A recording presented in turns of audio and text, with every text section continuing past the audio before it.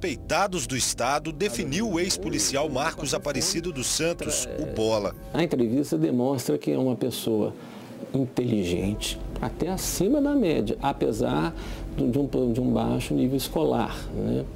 E uma pessoa emocionalmente controlada.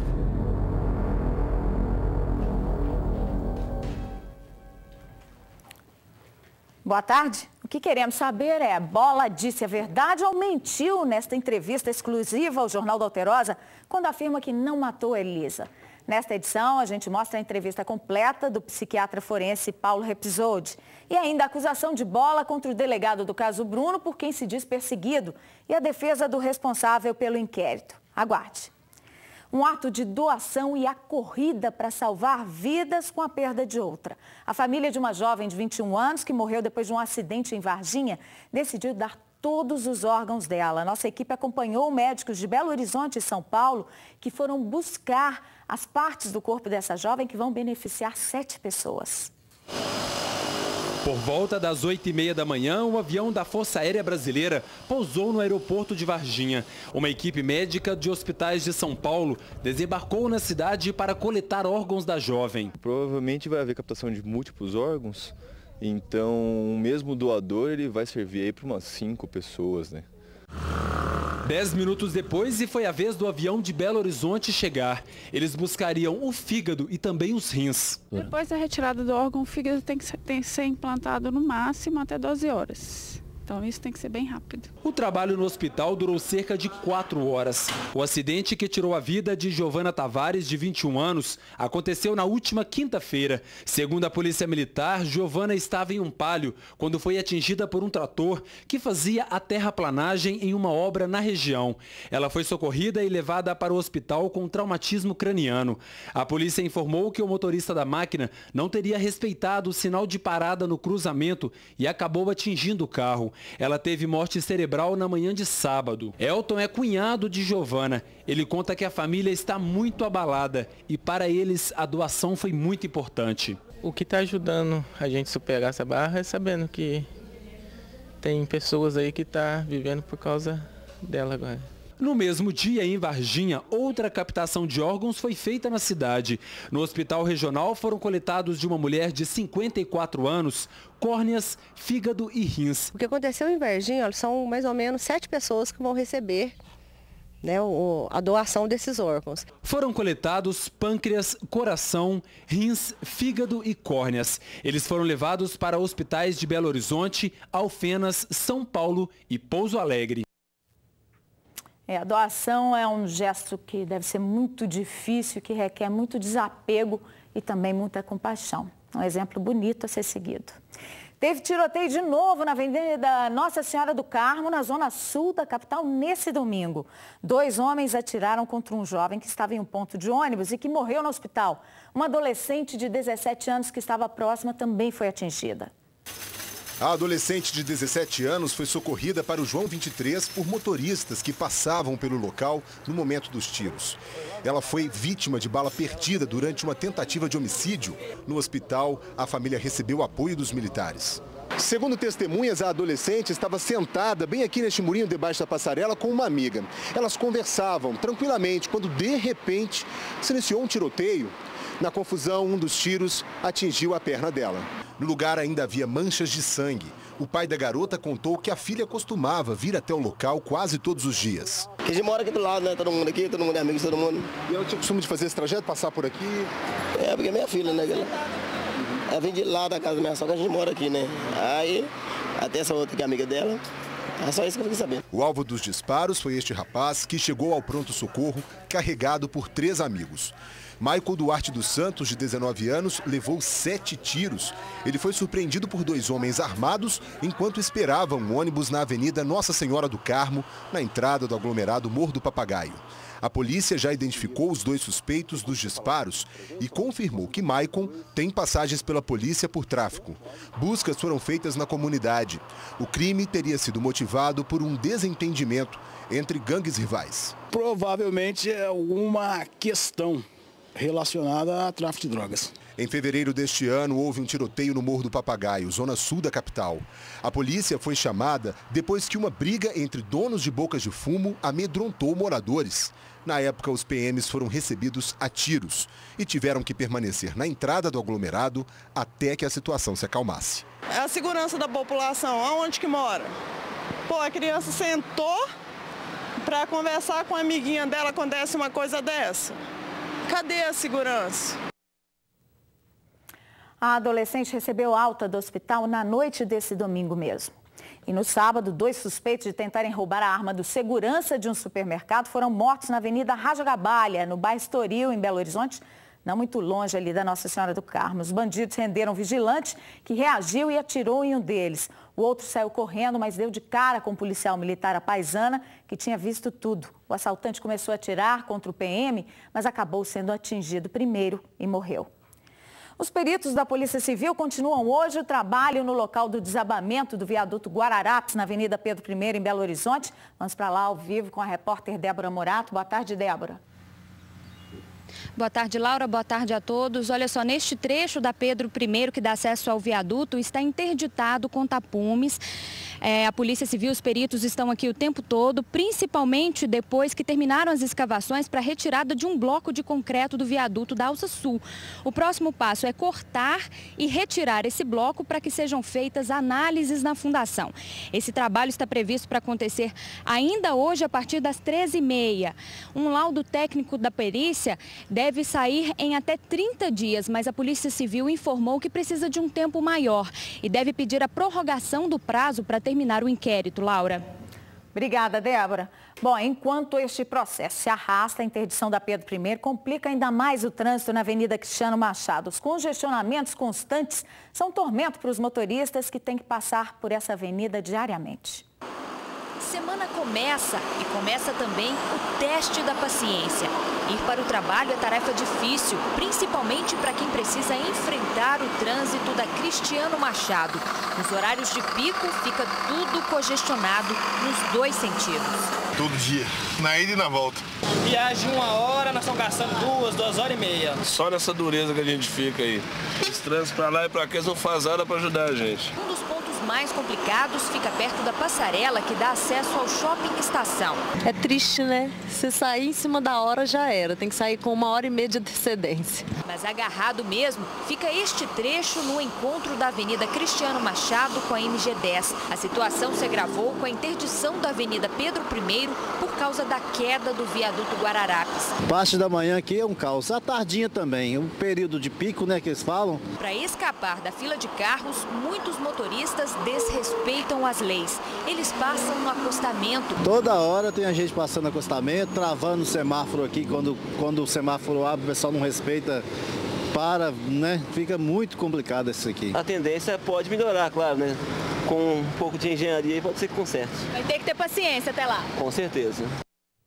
Muita paciência. A BH Trans prometeu intensificar a fiscalização nas 2 avenidas, Cristiano Machado e na Pedro I.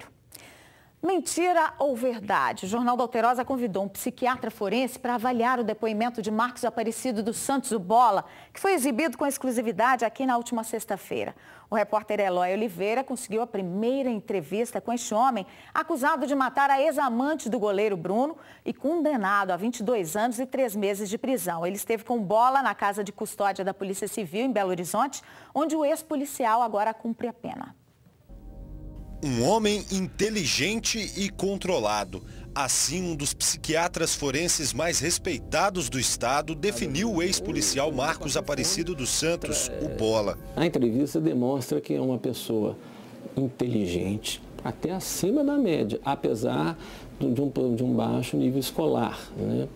E uma pessoa emocionalmente controlada. Apesar de chorar não quer dizer descontrole emocional. Né? Porque no mesmo momento que ele chora, ele consegue concatenar o raciocínio dele de forma brilhante, muito correto. Paulo Repsoldi assistiu com atenção à entrevista exclusiva feita pela TV Alterosa com um homem condenado pela morte de Elisa Samúdio. Ele explica que em alguns momentos Bola aparenta sinceridade nas afirmações. O choro, apesar de muitos poderem achar que possa ser uma coisa falsa, orientada por advogado. Não, eu acredito que não. Mas isso não quer dizer, se ele possa estar mentindo em relação aos crimes, não quer dizer que ele esteja mentindo em relação aos sentimentos que ele vem apresentando. Eu acho que são sinceros. Com quase 20 anos de atuação como psiquiatra forense e acostumado a avaliar o perfil psicológico de assassinos, Paulo Repsold explica que Bola não apresenta traços de um psicopata. Um sociopata, um distúrbio de personalidade, não. A vida da pessoa é completamente tomada por uma vida insensível com todos, com a mãe, com o pai, com filhos, e vive só para se dar bem na vida. Diferente do Marcos Aparecido, que é uma pessoa que tudo indica que é uma pessoa extremamente boa para a sua família. Ele cuida da família. Eu brinco que querer arranjar confusão com o Marcos Aparecido e mexer com a família dele.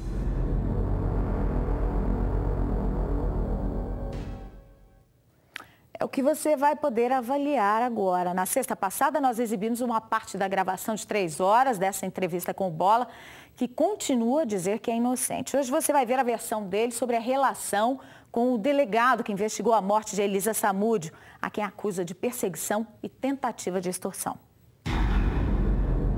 4 anos em silêncio. Pela primeira vez, Marcos Aparecido dos Santos, o Bola, abriu o jogo sobre as acusações que pesam contra ele. O advogado de defesa explicou por que só agora ele decidiu falar. Muito se especulou com relação a Marcos Aparecido e muito foi dito. E percebemos nessa última empreitada da Polícia Civil, quando acreditaram no menor mais uma vez, o vulgo ex-menor do Jorge, vasculharam outro terreno, que qualquer credibilidade que não seja abonatória é dada. Mas ouvir a voz daquele verdadeiro interessado e mostrar seu sofrimento, isso nunca foi oportunizado. Na semana passada, o Jornal da Alterosa mostrou com exclusividade parte da entrevista em que o homem condenado pela morte de Elisa Samúdio jurou inocência. Eu estou preso, acusado desse crime, suposto, para mim é um suposto crime, porque eu nunca vi essa moça na minha vida. Ele também negou ter estado com Bruno e o primo dele, Jorge Luiz Rosa, mas reconheceu que falou com o Macarrão. Mas você falou com ele por telefone? Falei com ele. Esteve com ele? Não, estive com ele. Nunca esteve com ele? Nunca estive com ele. Mas falei sim, está lá na minha oitiva. Foi através de um colega meu, igual eu te falei, que era para colocar meu filho para jogar. Só isso, mais nada. É um cunho só para jogar. Hoje, o Jornal da Alterosa revela mais detalhes desta entrevista. Bola garantiu que foi incriminado por causa de um desafeto antigo. Ele não cita nomes, mas faz várias referências ao então delegado Edson Moreira. É uma autoridade que me acusa, que me colocou nessa trama toda, assim como perguntou por que essa pessoa, você é colocado como matador. Através dessa pessoa que fez isso comigo. E todos veem, na hora dele dar entrevista, a ira que ele sente de mim, a ira na fala dele, no olhar dele. Eles faziam parte da Polícia Militar de São Paulo. Os dois se encontraram no início da década de 1990. Marcos Aparecido se preparava para ser um policial civil. Edson Moreira, já como delegado, era coordenador de curso para novos agentes. Quando eu vim fazer o concurso para a Polícia Civil, eu estava com a farda do choque da Polícia de São Paulo, onde eu trabalhei na Polícia de São Paulo. Aí ele falou, onde você arrumou essa roupa? Eu falei, eu fui policial em São Paulo. E ele falou assim, que eu fui da cavalaria. E começou o pessoal falando que ele tinha trabalhado comigo na rota. Eu falei, não, nunca trabalhei na rota. Na rota ele nunca trabalhou comigo, não. Ele falava para os outros que o que trabalhar na rota, hoje, para todo mundo sabe, é glorioso trabalhar na rota em São Paulo. Então ele se gabava que trabalhou lá, falava que trabalhou comigo em São Paulo, na rota. E quando eu trabalhava na FURTS em 92, ele trouxe uma pessoa no interior para ser interrogado. E ele pediu que eu colocasse aquela pessoal interrogasse no pau de arara. E eu falei com ele que eu não ia colocar, que não era a técnica que eu aprendi lá na Cadepol. Então daí começou a surgir essas desavenças entre eu e ele. Novamente, sem falar nomes, Marcos Aparecido faz referências ao delegado ao acusá-lo de extorsão para inocentar o goleiro Bruno. Ele pediu dinheiro ao Bruno? Pediu dinheiro para mim intermediar. 2 milhões que ele tirava eu e o Bruno e deixava o Macarrão e os 2 primos dele. Ainda falando de perseguição, Bola cita como exemplo a investigação pela morte de 2 rapazes em maio de 2008. Segundo o inquérito, eles foram assassinados no sítio que era usado pelo ex-policial para dar treinamentos a integrantes do Grupo de Respostas Especiais, o GRE, da Polícia Civil. O mesmo modus operandi foi usado contra Elisa, foi usado a mesma coisa. Quem é a pessoa que estava investigando isso? Aí fica a pergunta, quem estava investigando isso? É o delegado que te acusa? É o mesmo. Está tudo lá dentro dos autos. Eu era informante, eu nunca fui, nem réu, por isso que eu te falei que eu não respondia por nada. Eu era informante. Já foi me perguntado, foram escavados lá várias vezes, para tudo quanto é lado.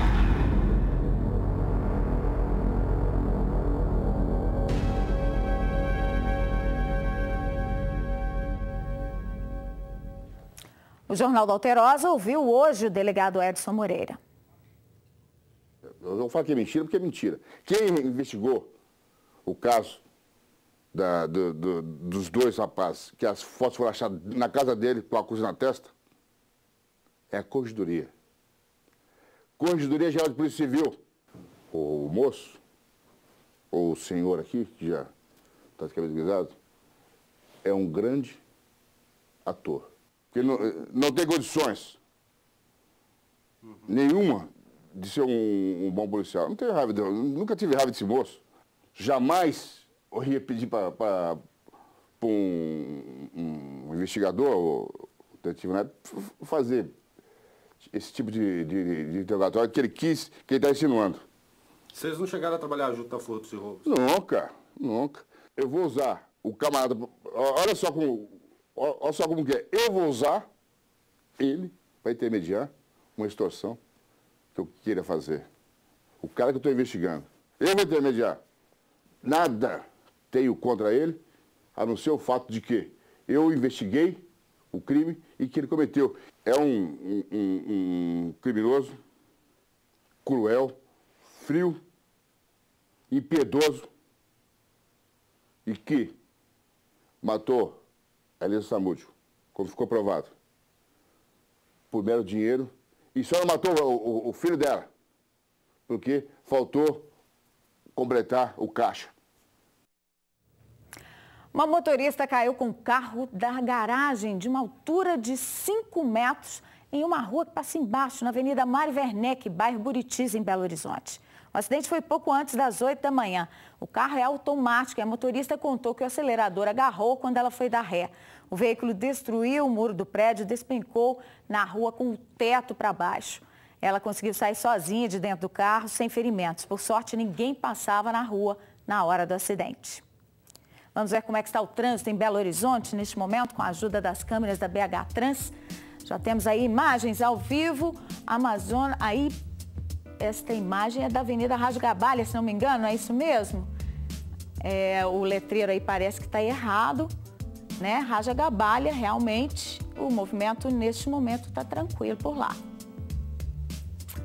Aí vemos o Complexo da Lagoinha. Hoje o letreiro da BH Trans está todo trocado, viu, gente? Complexo da Lagoinha. Não há nenhuma retenção em nenhuma das alças e viadutos do complexo. E agora, Avenida Nossa Senhora do Carmo. O letreiro também está errado, na altura do cruzamento com a Avenida Uruguai. O movimento é tranquilo, os veículos estão parados apenas no sinal vermelho. A Polícia Civil apresentou hoje 3 suspeitos de praticarem roubos na região próxima à PUC de Contagem. As principais vítimas eram os estudantes da universidade. Os 2 jovens foram presos em flagrante. Segundo a polícia, Richard Lucas Pinheiro dos Santos, de 18 anos, e Luiz Felipe da Silva, de 20, foram reconhecidos por 4 vítimas de roubos. Os crimes aconteceram no entorno da Universidade Católica de Contagem e eram praticados principalmente contra estudantes. Eu não tenho participação nenhuma não, hein? Não quero falar nada não. Luiz tem 2 passagens por receptação e é filho de um caminhoneiro. Na delegacia, ele mandou um recado para o pai. Só peço-lhe perdão. A polícia chegou ao 3º suspeito após rastrear a placa de um carro usado em um dos assaltos. O veículo estava em uma oficina de Ribeirão das Neves. No local, o homem de 22 anos trabalhava, segundo informações, como lanterneiro. Wagner foi identificado por uma das vítimas e apontado como um homem violento. Wagner Vinícius Pires Santana alega que não usava uma arma verdadeira. Segundo a polícia, estava armado nos casos aí. Com réplica? Ah, era uma réplica?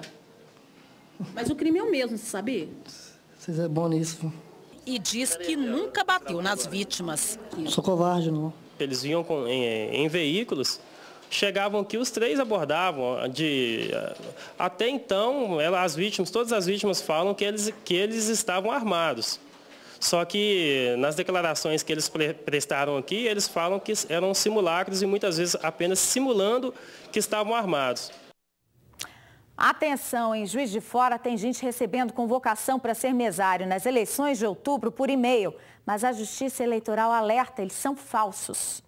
Renata vai ser mesária nas eleições deste ano pela 2ª vez. A servidora pública procurou a Justiça Eleitoral para comunicar essa vontade. Eu fui até o cartório eleitoral, né, e me dispus a ser voluntária, ser mesária voluntária, passei os meus dados e na eleição passada, que foi a primeira vez que eu trabalhei, eles me convocaram em residência, né, através de uma carta convocatória. A carta de convocação é a única maneira pela qual são chamados os mesários. A técnica judiciária explicou que alguns eleitores procuraram a Justiça para confirmar o recebimento de e-mails falsos de convocação. A gente alerta mais uma vez que as convocações são feitas via carta convocatória assinada pelo juiz e a Justiça Eleitoral não convoca via e-mail. Então, esses e-mails que as pessoas recebem devem ser desprezados porque normalmente trata-se de vírus que circulam na rede mundial de computadores.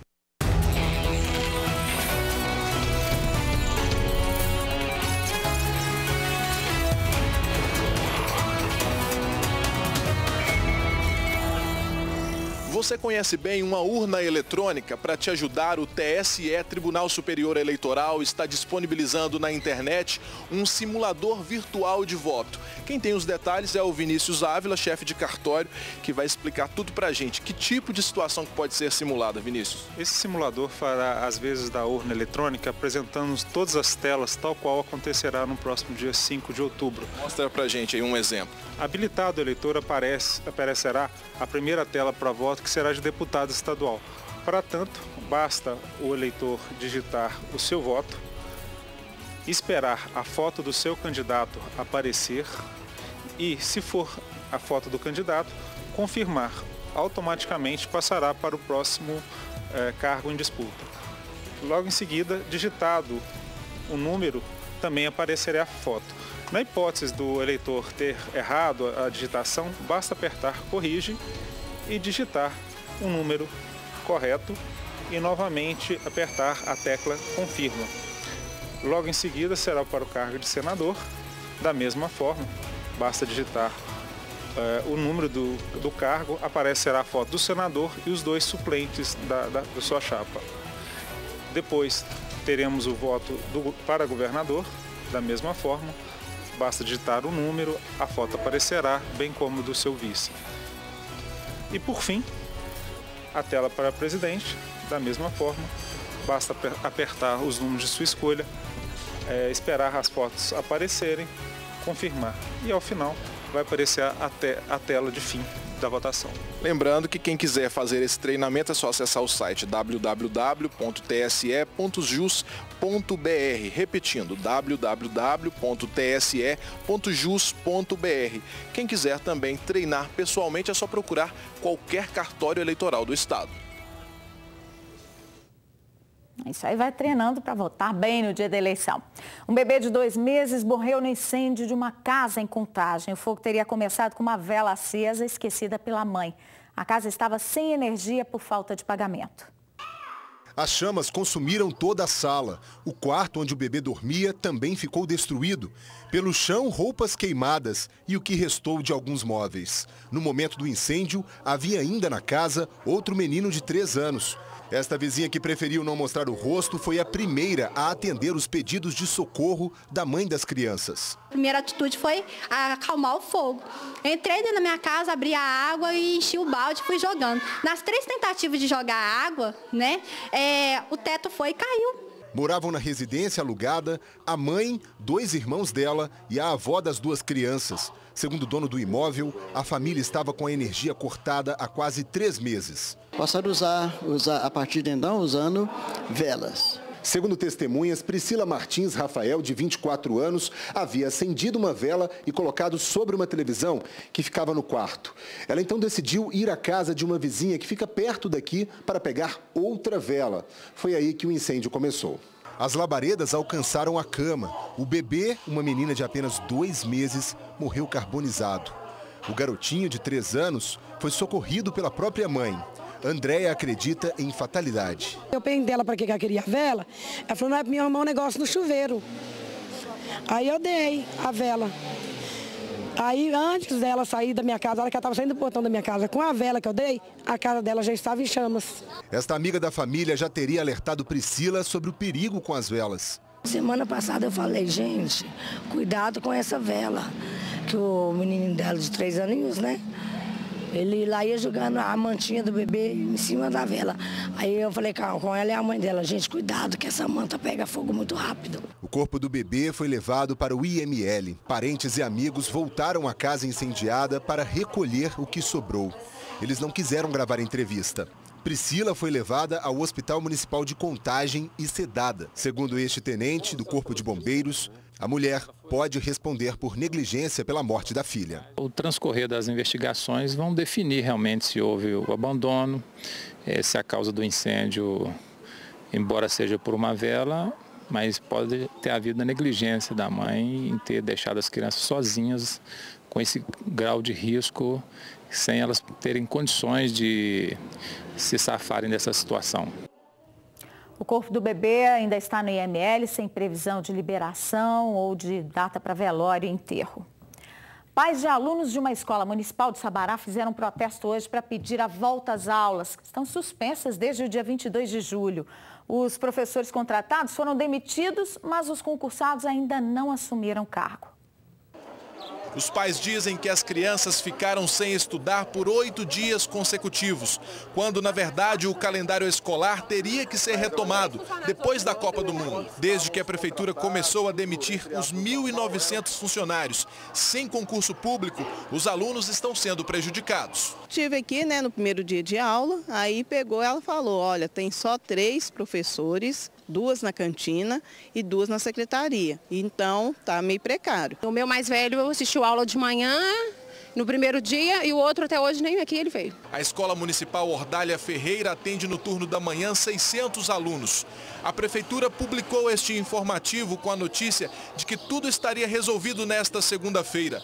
Mas alguns pais afirmam que as aulas foram retomadas na base do improviso. Misturaram as salas todas, não são professores. São gente que trabalha na secretaria, são pedagogas que trabalham na secretaria, chefe da secretaria. As demissões começaram no último dia 21. Somente na educação foram 680 desligamentos. A prefeitura foi notificada pelo Ministério Público, que estipulou até multa de R$10 mil para cada funcionário sem concurso mantido no cargo e também para cada nova contratação. De acordo com o Ministério Público, o problema se arrasta desde 2005, quando a promotoria entrou na justiça pedindo que a prefeitura demitisse todos os funcionários não concursados.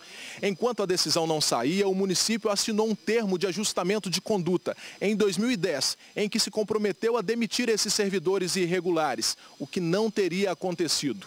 A decisão favorável ao Ministério Público só saiu em setembro de 2013. Segundo a promotora aqui de Sabará, a prefeitura até realizou um concurso público, mas além de não nomear quem foi aprovado contratou mais 1.400 pessoas que nem fizeram as provas. O secretário de Educação disse que os concursados estão sendo chamados aos poucos.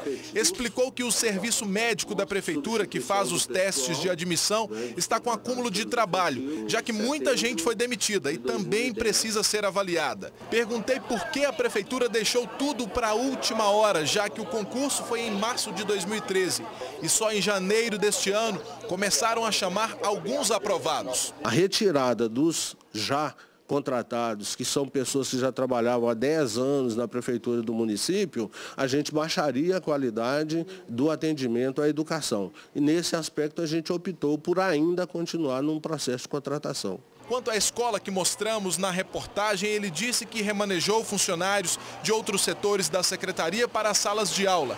Ainda assim, faltam 16 dos 51 professores. Nós prevemos que dentro do máximo 30 dias, com previsão menor de 15 dias até, da gente atender totalmente a escola com todos os profissionais que lá estarão à disposição e a trabalho a serviço da educação de Sabará. Já está em agosto, entendeu? E está sem aula. O medo é eles perderem um ano. É muito prejuízo para esses meninos e para a educação, né? Vai ser cremado daqui a pouco em Contagem o corpo da atriz mineira Neuza Rocha, que morreu nesse domingo aos 80 anos. Ela tinha sido internada por causa de um infarto. Neuza participou da inauguração do Teatro Marília, atuou na peça Vestido de Noiva em 1963. O corpo dela foi velado no foyer do teatro mesmo. Neuza foi casada com o artista plástico francês Jean Bizilliat-Gardé e morou muitos anos em Paris. A cerimônia de cremação está marcada para 1h30 desta tarde no cemitério Parque Renascer, em Contagem.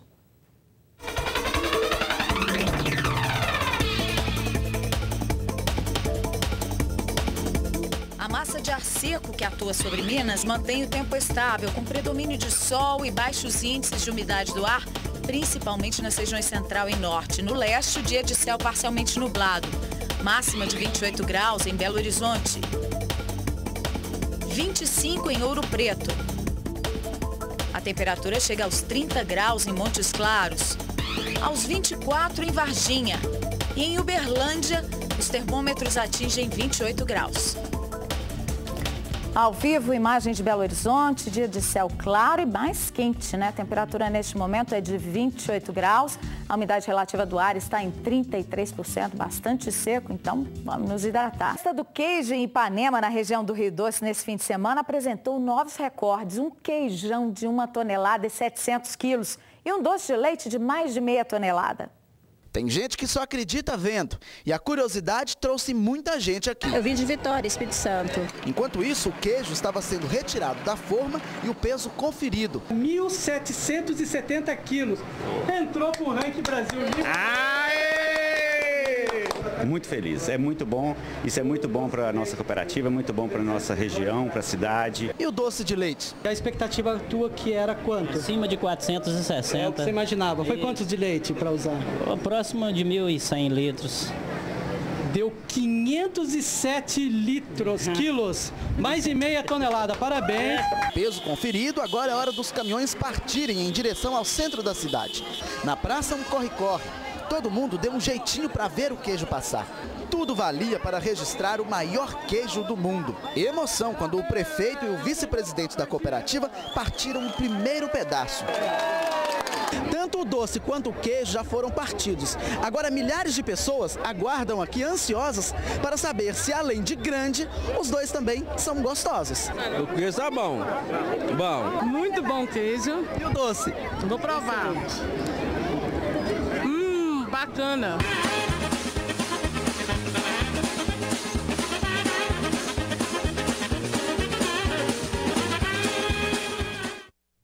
Queijo e doce de leite, então, trem bom demais da conta. Outras notícias você vê logo mais na nossa segunda edição, 6:45 da noite. Eu volto amanhã e te espero. Boa tarde.